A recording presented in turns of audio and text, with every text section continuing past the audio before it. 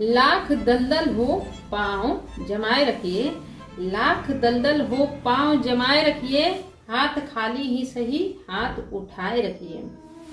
कौन कहता है छलनी में पानी रुक नहीं सकता, कौन कहता है छलनी में पानी रुक नहीं सकता, बर्फ बनने तक हौसला बनाए रखिए।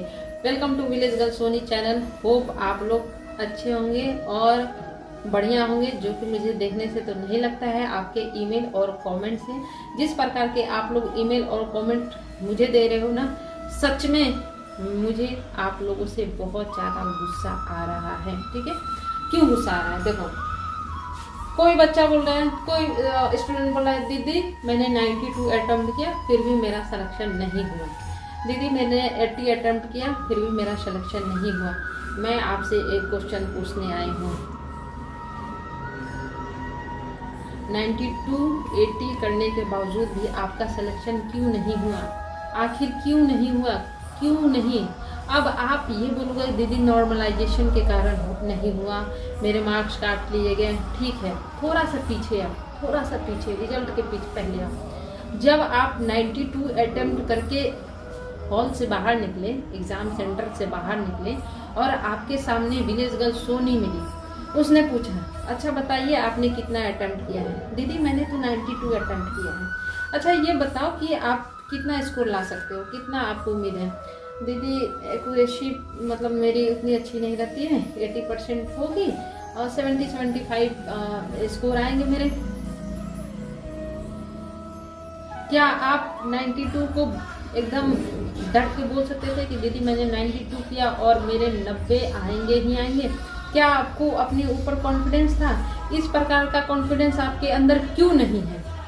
क्यों इस प्रकार का आप अपने अंदर कॉन्फिडेंस नहीं लाते हो? आप 92-80 करके भी आप ये क्यों बोलते हो कि दीदी मेरा 80% एक्यूरेसी है, 75% एक्यूरेसी है? देखो, मेरा जो था, मुझे भले ही बहुत टाइम लगा लेकिन मैंने अपनी एक्यूरेसी हमेशा मेंटेन करके रखी। आप बिलीव नहीं करोगे, मैं एग्ज़ाम हॉल के बाहर निकल के अपना स्कोर कैलकुलेट करके बता देती थी कि मैंने 70 अटेम्प्ट किया है, मेरे 69.75 स्कोर आएंगे, 69.25 स्कोर आएंगे, 68 स्कोर आएंगे, 67 आएंगे।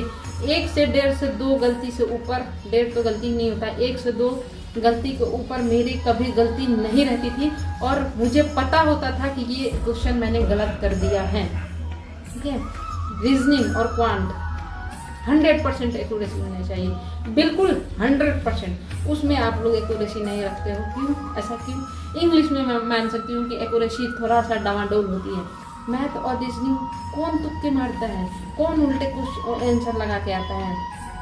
ठीक है, तो at least maintain your accuracy, focus on your accuracy.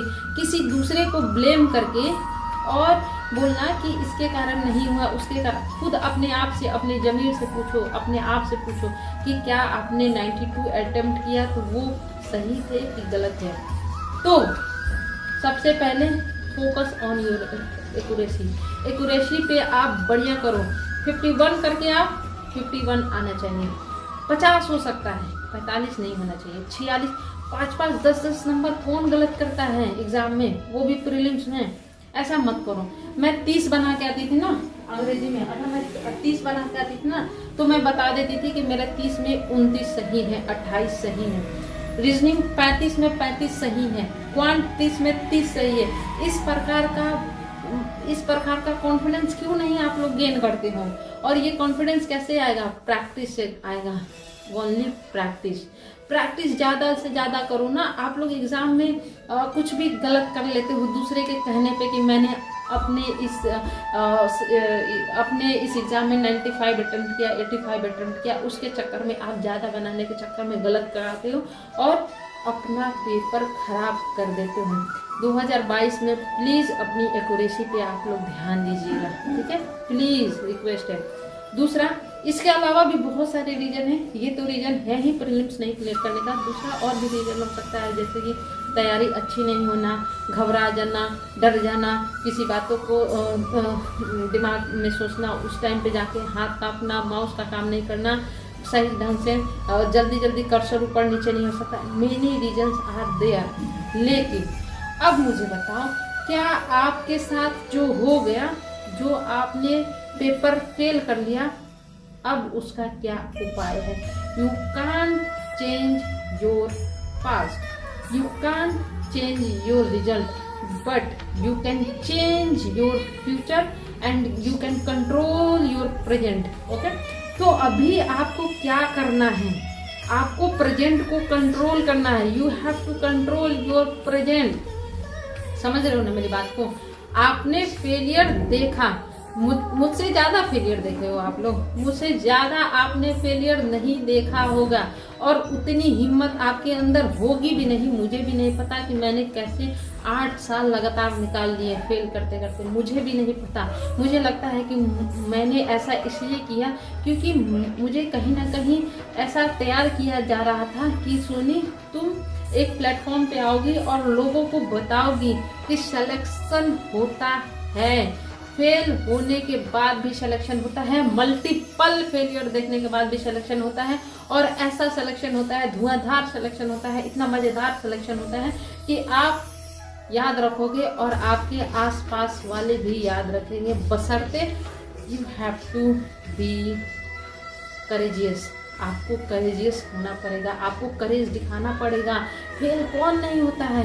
आप अकेले थोड़ी हो। आप उठा के देखो, रिजल्ट देखो, कमेंट देखो, कितने बच्चे फेल हुए हैं। और अगर 100 कमेंट हुआ ना, 100 कमेंट आया, अगले साल उनमें से 50 का सिलेक्शन हो जाएगा।